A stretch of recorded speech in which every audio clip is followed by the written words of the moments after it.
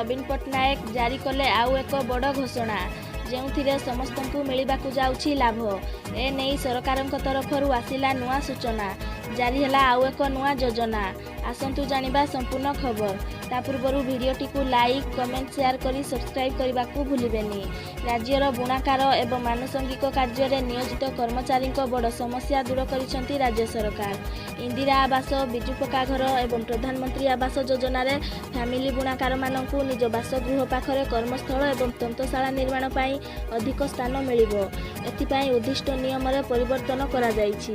बुणाकार मानक एक प्रमुख समस्या दूर करिबारु ओडिशा बुणाकार मुख्यमंत्री नवीन पट्टनायक 5T एवं नवीन ओडिशा अध्यक्ष भिके पांडियान को कृतज्ञता जणाइछंती। एने हस्ततंत्र बयन हस्तशिल्प विभाग पक्षरु प्रकाशित विज्ञप्ति रे कुहा जायछि जे सरकारी बासगृह योजना रे शामिल होइथिबा बुणाकार मानक पई बासगृह सहित तंत्रशाला निर्माण व्यवस्था होइछि।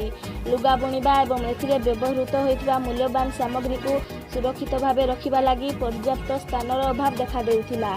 एहा द्वारा सेमानक व्यवसाय क्षतिग्रस्त मध्य हेउथिला।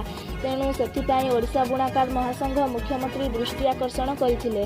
तेणु एहाकु विचार करी सरकार विहित कार्यानुष्ठान नेइछंती जेउथिरे कि एबे ओडिशा बुणाकार मानकु आ असुविधार सम्मुखीन हेबाकु पड़िबो नाही।